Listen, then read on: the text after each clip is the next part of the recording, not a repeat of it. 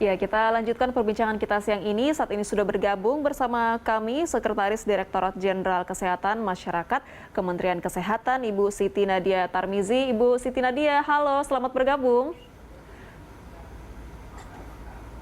Ya, selamat siang Mbak Gita. Selamat Ya, Ibu Siti, ini tadi di segmen sebelumnya Pak Bayu juga sudah membahas terkait dengan herd immunity yang sekarang sedang coba kita capai dan target vaksinasi yang terus kita kejar agar bisa segera menuju fase endemi. Nah, sejauh ini untuk herd immunity sendiri di Indonesia dan juga target vaksinasi kita sudah seperti apa, Bu? Iya, jadi kalau kita lihat cakupan vaksinasi kita ya, kalau untuk dengan dosis pertama, kita lihat angkanya itu sudah pada 193 juta, itu atau kurang lebih 93% dari sasaran kita 208 juta. Sementara untuk vaksinasi dosis kedua atau 150 juta, itu sudah pada angka 72% ya. Nah, untuk dosis ketiga itu sebanyak 13,6 juta atau 6,51%-nya itu kita melihat adalah untuk vaksinasi boosternya. Tetapi kalau kita lihat target kita sekarang bukan hanya pada usia di atas 18 tahun atau 208 juta, tetapi juga merupakan target kita untuk kemudian sampai dengan minimal 70% masyarakat kita mendapatkan vaksinasi. Ini tentunya tujuannya adalah karena merupakan salah satu langkah kita dalam mengupayakan untuk percepatan kita dalam penanganan pandemi ini. Jadi kita tahu bahwa kita akan memasuki fase endemi. Tentunya ini yang menjadi salah satu tujuan daripada kita untuk kita melakukan percepatan kekebalan kelompok yang akan kita bangun. Baik, nah ini sebenarnya syarat-syarat untuk bisa dikatakan kita sudah berada di fase endemi sebenarnya apa saja sih Bu? Dan dari sejumlah syarat-syarat itu, syarat yang mana saja yang sudah kita berhasil capai? Ya, jadi menuju endemi ini adalah suatu perjalanan yang masih cukup panjang ya, yang harus kita tempuh. Karena kita saat ini kita tahu kita masih pada peningkatan gelombang ketiga ya dari kasus COVID-19 khususnya varian Omikron ini. Nah, tentunya yang menjadi concern kita adalah pandemi di gelombang ketiga ini tentunya harus bisa kita turunkan sesuai dengan indikator-indikator yang artinya pandemi ini harus terkendali dengan baik, baru kemudian kita masuk kepada transisi endemi dan nanti ke endemi seperti itu. Oke. Nah, saya ingin ke Pak Bayu. Pak Bayu, kalau kita lihat negara-negara lain yang mengatakan sudah berada di fase endemi seperti di Inggris Raya, ini pelonggaran sudah dilakukan, seperti juga mandatori menggunakan masker itu tidak menjadi wajib seperti mereka masih berada di masa pandemi. Nah, ini apa yang perlu diperhatikan Pak ketika kita sudah menuju transisi ke endemi? Ya, kalau tadi kita lihat studi kasus dari negara lain ya, terutama Inggris atau United Kingdom itu yang sudah mulai mereka bilang kami melonggarkan banyak, terus tidak lagi mewajibkan masker. Intinya dibuat COVID itu seperti penyakit lain yang kita lihat adalah peningkatan kasus pasti akan terlihat karena tadi mereka belum 100% juga vaksinasinya. Sehingga kalau masker sudah dibebaskan dan tidak ada lagi ketentuan khusus terkait dengan COVID-19 ya kemungkinan akan ada kita lihat peningkatan kasus dan ternyata juga diikuti dengan ada peningkatan hospitalisasi, peningkatan yang dirawat. Nah ini juga kemungkinan tadi karena ya udah dibuat bebas, orang-orang langsung otomatis mobilitas meningkat seperti semula dan kemungkinan yang kena kebanyakan di orang-orang yang belum mendapatkan vaksinasi. Nah ini yang perlu hati-hati juga karena tadi kalau kita mau melonggarkan yang perlu jadi perhatian adalah endpoint yang tertular itu adalah mereka yang belum vaksin. Ya, kalau masih ada yang belum divaksinasi, terutama kelompok yang rentan atau mereka yang di bawah 18 tahun, nah itu kita harus hati-hati kalau terkait dengan pelonggaran. Karena mungkin kena yang sudah vaksin kan ringan, tapi mereka masih bisa menularkan sehingga bisa jadi itu akan sampai ke mereka yang belum vaksinasi. Seperti contoh di beberapa negara yang sudah melonggarkan, itu yang mulai terlihat. Makanya kita juga harus hati-hati kalau mau melonggarkan, ya seperti apa sehingga tidak terlalu longgar juga, dan masyarakat tetap tahu bahwa risiko masih ada, cuma sudah lebih menurun dibandingkan sebelumnya, namun juga tetap harus hati-hati. Seperti itu mungkin, Pak. Baik, saya ingin ke Ibu Siti. Ibu Siti, ini kalau kita lihat kasus saat ini memang sudah terkendali ya, namun ada juga temuan di daerah-daerah begitu di mana masyarakat sudah mulai dalam tanda kutip melonggarkan protokol kesehatan sendiri, seperti ada yang sudah tidak disiplin memakai masker. Nah, ini kalau kita menuju endemi, apakah memang sudah bisa dilakukan pelonggaran seperti itu, Bu?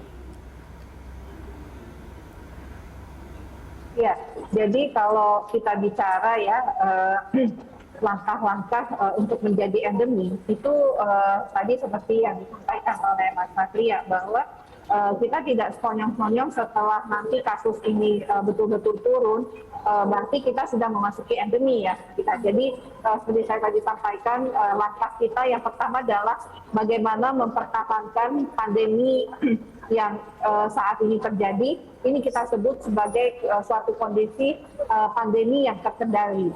Nah, tadi saya setuju sekali yang disampaikan Mas Satria, ada indikator-indikatornya. Jadi seperti misalnya PPKM itu berada pada transmisi komunitas level 1. Kemudian angka reproduction number itu harus kurang dari 1. Saat ini kita tahu ya, sebagian besar itu reproduction number itu masih lebih daripada angka 1 ya.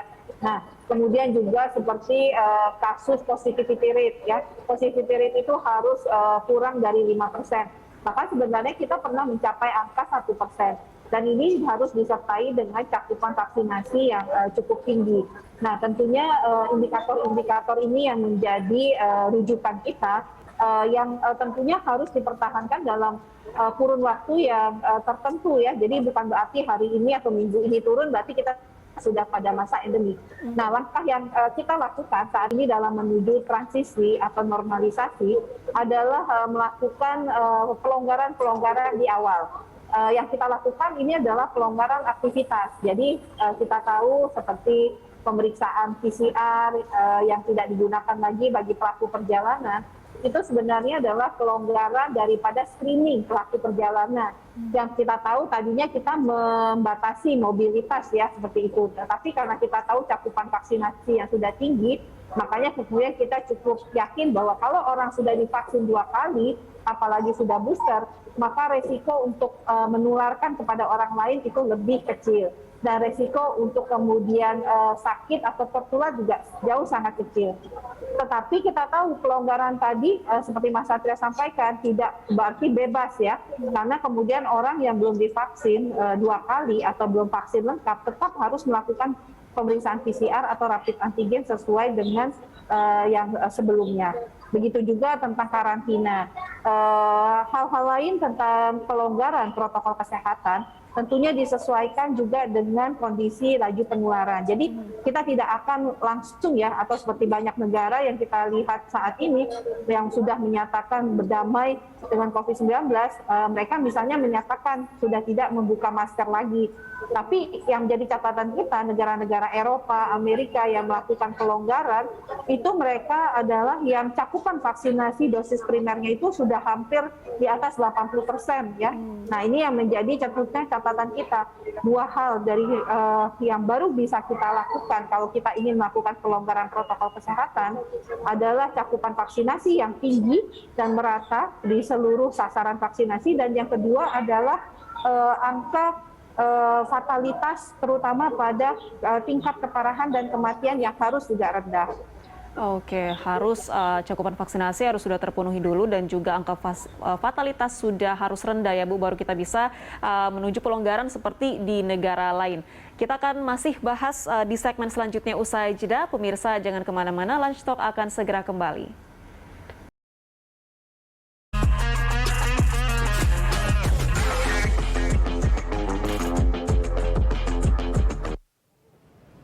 Sejumlah pelonggaran aktivitas diterapkan pemerintah di tengah masa pemberlakuan pembatasan kegiatan masyarakat. Pelonggaran dilakukan lantaran pemerintah mengklaim situasi pandemi virus corona di Indonesia sudah menunjukkan perbaikan. Ini ditunjukkan dari menurunnya penambahan kasus COVID-19 harian, angka kematian, dan jumlah pasien COVID-19 yang dirawat di rumah sakit. Kondisi tren penurunan kasus konfirmasi harian terjadi di seluruh provinsi di Jawa dan Bali. Berdasarkan hal tersebut, pemerintah memberikan pelonggaran bagi pelaku perjalanan domestik dengan transportasi udara, laut, maupun darat, yakni tidak perlu lagi menunjukkan bukti tes antigen maupun PCR negatif, dengan syarat pelaku perjalanan sudah melakukan vaksinasi dosis kedua. Seluruh kegiatan kompetisi olahraga dapat menerima penonton secara fisik dengan syarat sudah melakukan vaksinasi booster dan menggunakan aplikasi Peduli Lindungi. Adapun kapasitas penonton disesuaikan status PPKM, yaitu untuk PPKM level 4 sebanyak 25% penonton, PPKM level 3 sebanyak 50%, PPKM level 2 sebanyak 75%, dan PPKM level 1 sebanyak 100% penonton. Untuk penumpang KRL juga sudah bisa duduk tanpa berjarak, sehingga kapasitas yang diperbolehkan naik KRL jadi meningkat 60% dari sebelumnya yang hanya 45%.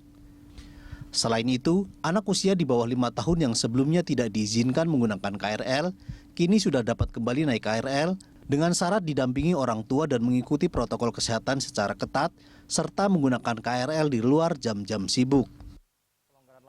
Sementara itu, Kementerian Kesehatan saat ini sedang mengkaji penyusunan roadmap menuju endemi COVID-19 dengan kemungkinan melepas masker dan tak lagi ada kewajiban jaga jarak.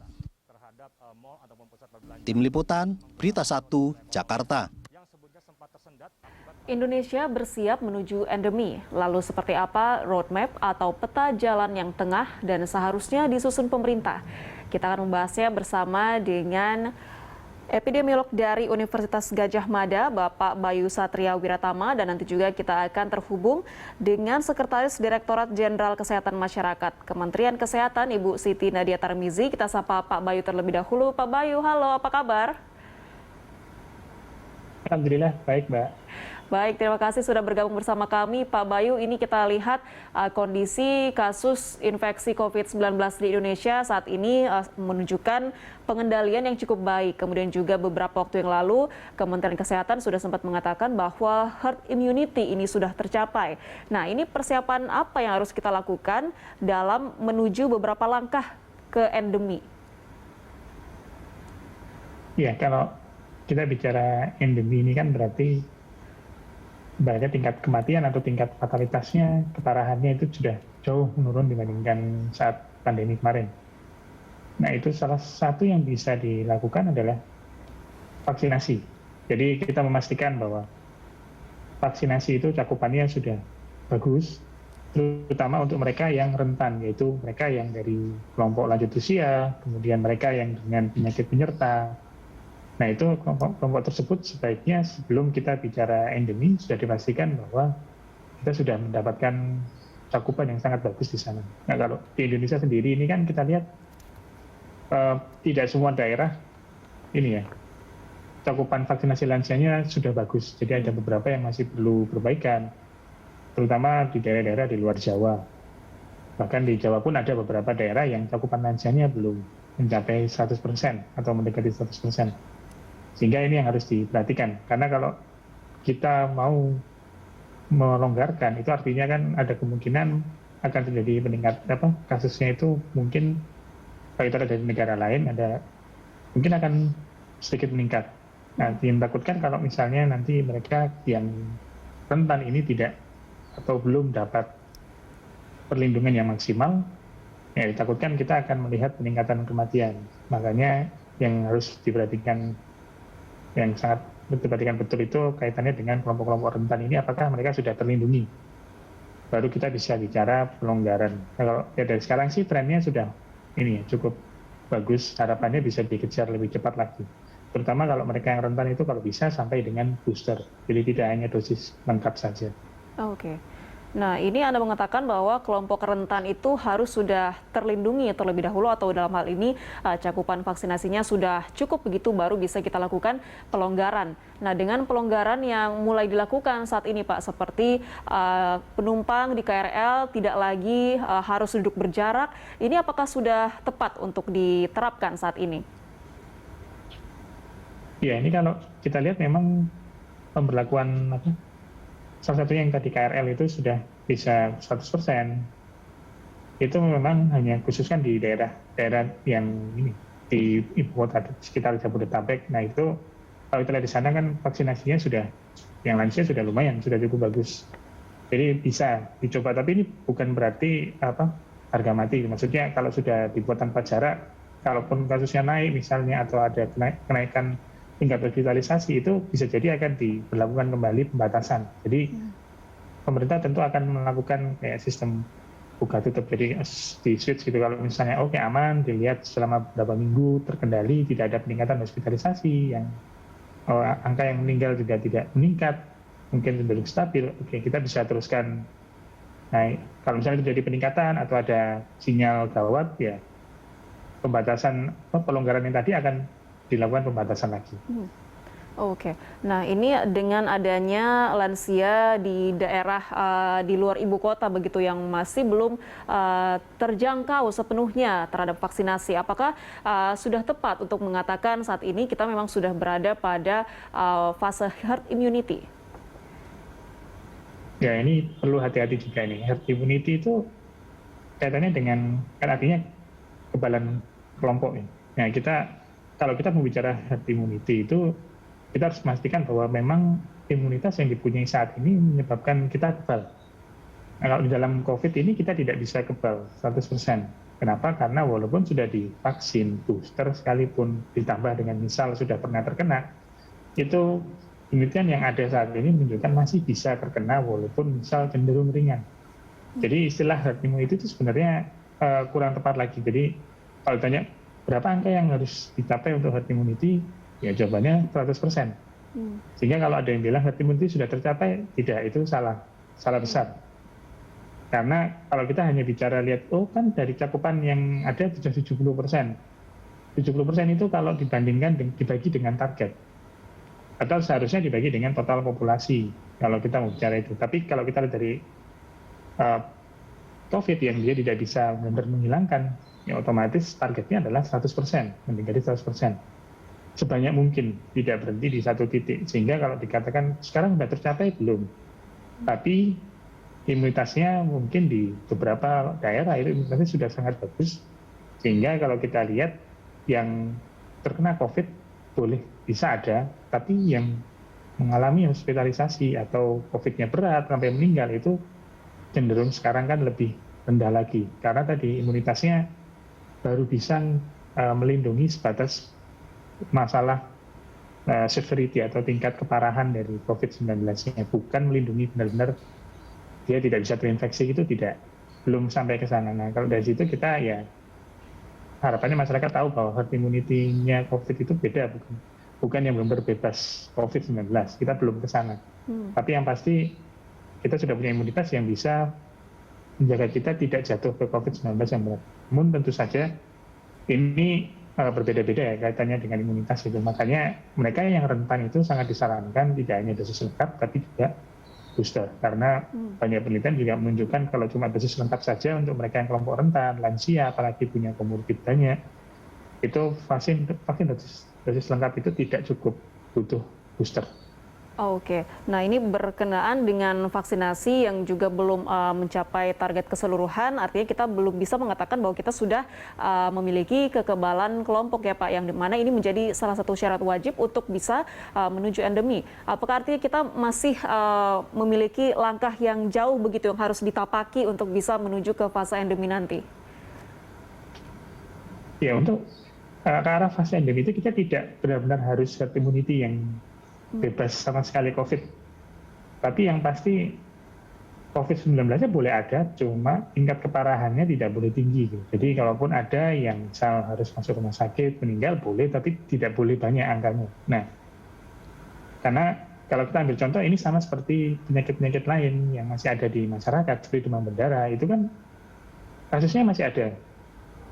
Tapi tidak menjadi pandemi. Karena apa? Karena yang butuh perawatan yang berat itu cenderung biasanya sedikit, tidak sebanyak mereka yang ringan. Nah, harapannya COVID ke sana.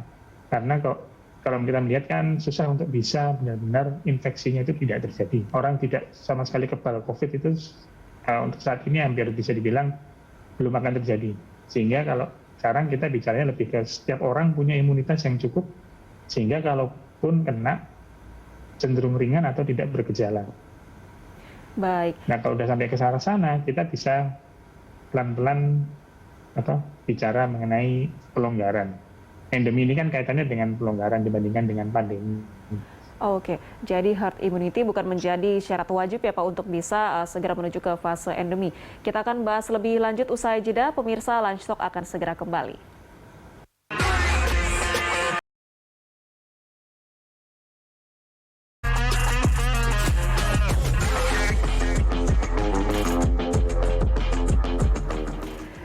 Terima kasih Anda masih bersama kami. Kita masih terhubung dengan Sekretaris Direktorat Jenderal Kesehatan Masyarakat Kementerian Kesehatan, Ibu Siti Nadia Tarmizi, dan epidemiolog dari Universitas Gadjah Mada, Pak Bayu Satria Wiratama. Saya ingin ke Pak Bayu terlebih dahulu.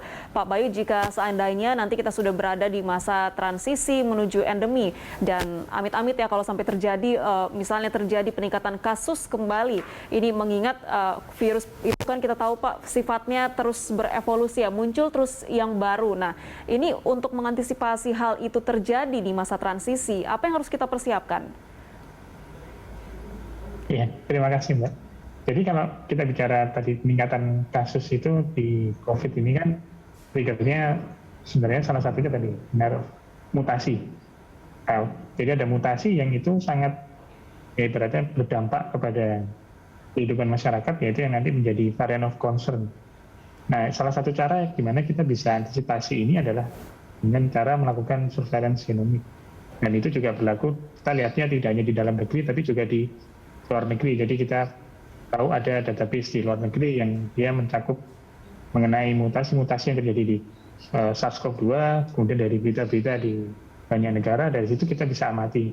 Kalau tiba-tiba muncul ada peningkatan kasus di suatu negara, kita bisa curigai, apakah mungkin ada varian baru. Nah, kalau seperti itu terjadi, seperti protokol yang sudah dipunyai Indonesia, kalau ada negara yang dicurigai timbul mutasi atau varian yang baru, itu kita batasi PLN yang mau masuk dari sana. Salah satunya dengan memperketat karantinanya mungkin, walaupun sudah dosis 3, tapi kalau misal dari daerah yang diduga ada varian baru, tetap harus karantina, dan nanti itu berlaku untuk misalnya dia hanya singgah atau seperti apa, biasanya juga akan diberlakukan. Kemudian yang berikutnya adalah kaitannya dengan vaksinasi. Itu juga ke depan kemungkinan akan ada update dari masing-masing vaksin, terutama seperti sudah itu kemungkinan akan segera keluar itu kayak Pfizer, Moderna, itu mereka bilang akan mengeluarkan jenis vaksin yang baru. Nah, ini juga salah satunya tujuannya untuk update terkait dengan jenis varian SARS-CoV-2 yang semakin sini kan kita bisa lihat mereka sering timbul varian-varian baru. Nah, salah satu caranya vaksinnya diupdate. Jadi ada kemungkinan kita akan melihat pemberian booster itu mungkin dalam beberapa, ada periodenya, misal tahun 2 tahun sekali ya vaksin booster atau seperti apa. Nanti juga melihat dari ini beberapa studi yang terkait dengan daya tahan vaksinasi atau imunitas kita itu berapa lama, nah itu juga bisa kita tentukan. Jadi dari dua itu kaitannya dengan vaksin yang lebih baru dan pengawasan atau surveillance terkait dengan varian-varian baru. Harapannya kalau dua itu berjalan, kita bisa lebih dini mencegah biar tadi peningkatan kasusnya tidak terjadi atau mungkin bisa lebih dikendalikan. Oke, saya ke Ibu Siti. Ibu Siti, roadmap yang dipersiapkan pemerintah sendiri seperti apa dan juga terkait dengan antisipasi munculnya varian baru nanti di masa transisi ini agar tidak terjadi lagi kenaikan kasus COVID-19, apa yang dilakukan, Bu? Ya, jadi roadmap ini adalah tahapan-tahapan ya dalam rangka normalisasi kita menuju endemi tadi. Jadi setelah 2 tahun pandemi menuju normalisasi ini kan pasti akan ada perubahan cara pandang dan perilaku kita ya. Dan ini tentunya harus disiapkan juga literasinya kepada masyarakat. Dan dalam proses menuju endemi kita tahu bahwa bukan berarti situasi endemi itu kasusnya 0 ya. Jadi kasus COVID-19 itu akan tetap ada, dia akan hidup berdampingan dengan kita, bisa kemudian berkontribusi terjadinya peningkatan kasus ya. Tapi ini artinya sistem pelayanan kesehatan kita ini mampu untuk mengatasinya. Dan yang paling penting bagi kita bahwa dalam fase endemi adanya peningkatan kasus itu tidak membuat aktivitas kehidupan kita menjadi terganggu ya. Kalau sekarang ini kan hampir semua aktivitas baik itu pendidikan, perdagangan, pariwisata, bahkan juga aktivitas sosial, aktivitas keagamaan ini terhenti kan dikarenakan situasi pandemi ini. Nah, kalau nanti di endemi, kasus itu tetap akan ada, potensi peningkatan akan tetap ada, tetapi tidak mengganggu kehidupan kita. Sehingga yang penting tadi, salah satunya adalah kita berperan dulu menurunkan serendah-rendahnya lagi penularan ini, sehingga virusnya tidak berpotensi untuk kemudian semakin berkembang menjadi virus yang lebih parah. Nah, yang kedua adalah kembali surveillance kita harus diperkuat. Jadi bagaimana kemampuan kita untuk mendeteksi itu menjadi penting. Untuk kalau kita deteksi penyakit itu sudah terbangun, maka kan kalau ada kasus akan bisa segera kita lokalisir dan bisa kita kendalikan. Jadi tahapan itu yang harus dipahami oleh masyarakat, termasuk juga masa normalisasi ya, seperti kita nanti secara bertahap melakukan pelonggaran-pelonggaran terhadap berbagai pembatasan-pembatasan kegiatan masyarakat. Jadi nanti kita akan bisa lihat mungkin kita percepat vaksinasi, nanti di bulan Ramadan kita bisa melakukan ibadah Ramadan, mungkin tidak ada jaga jarak lagi untuk sholat dan sebagainya, bahkan Idul Fitri sudah bisa kita lakukan sholat Idul Fitri, dan mudik sudah mungkin juga bisa kita lakukan tanpa ada pelarangan atau pelonggaran kembali. Oke. Baik, di tengah normalisasi artinya surveillance tidak boleh longgar ya Bu. Kita sudah tiba di penghujung segmen, saya persilakan masing-masing Pak Bayu dan juga Ibu Siti menyampaikan pesan kepada masyarakat. Pak Bayu silakan terlebih dahulu. Iya, terima kasih. Mungkin kalau dari saya pesannya adalah walaupun kita melihat penurunan kasus itu bukan berarti kemudian kita bisa benar-benar lepas dari protokol kesehatan. Karena kita tahu Indonesia sekarang sedang dalam masa transisi. Penurunannya ya mungkin baru terlihat sekarang, bisa jadi mungkin akan naik lagi kalau kita tidak menjaga protokol kesehatan. Nah, salah satu yang paling penting adalah memakai masker. Kalau kita tidak bisa menjaga jarak, kita tidak bisa memastikan mengurangi mobilitas, yang tidak boleh lepas itu adalah memakai masker. Dan pastikan juga mendapatkan vaksinasi jika sudah waktunya, dan baik itu dosis lengkap maupun booster. Mungkin itu dari saya. Oke, protokol kesehatan tetap harus dijaga dan juga tentunya masih harus pakai masker ya Pak Bayu. Baik, Ibu Siti Nadia, silakan pesan dari Anda. Ya, baik. Kita tahu kebijakan transisi dari pandemi menuju endemi tadi akan kita terapkan secara bertahap ya.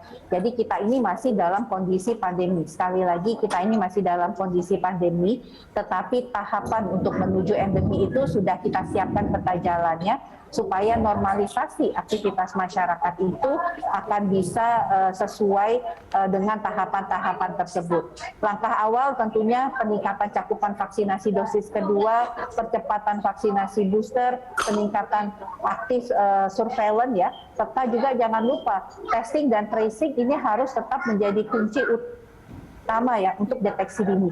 Sampai juga persiapan dari fasilitas pelayanan kesehatan tentunya harus kita siapkan juga. Nah, ini tentunya akan kita lalui bersama. Kami berharap bahwa masyarakat mematuhi himbauan pemerintah ya, dan kita tidak berharap adanya kembali kita harus setback dikarenakan kondisi-kondisi tersebut. Jadi saat ini kunci utama adalah segera vaksinasi, baik vaksinasi primer maupun booster, dan tentunya prokes kita harus tetap kita jaga.